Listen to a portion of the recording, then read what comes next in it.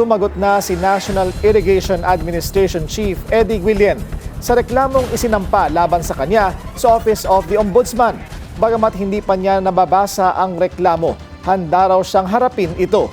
Yan ang agenda report ni Joash Malimban.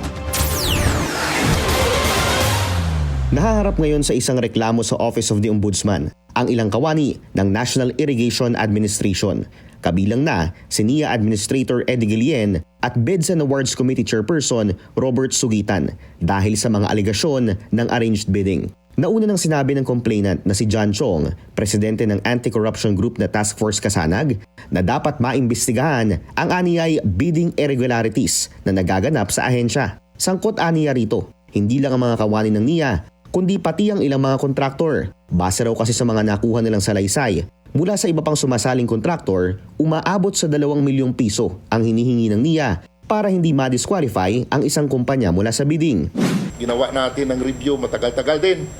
Umabot din ito ng 2 buwan bago natin na-file kasi mahirap mag-file ng kaso na wala naman tayong ebidensya. So I hope and pray that this evidence ay mabigyan agad ng aksyon ng ating Office of the Ombudsman kasi ayon kay Guillen, hindi pa nila natatanggap ang opisyal na kopya ng complaint laban sa kanila. Pero sa kabila raw nito, handa sila makipag-cooperate sa mga otoridad para masigurado aniya na lalabas ang katotohanan.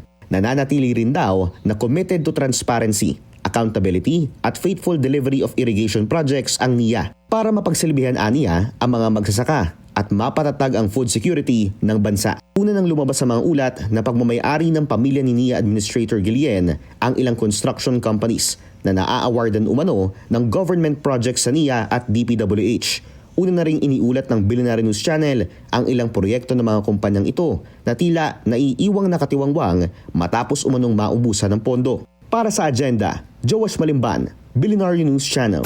Manatiling nakatutok sa Billionaire News Channel. Sumubaybay sa aming social media accounts at mag-subscribe sa aming YouTube channel para sa mga eksklusibong balita at storya.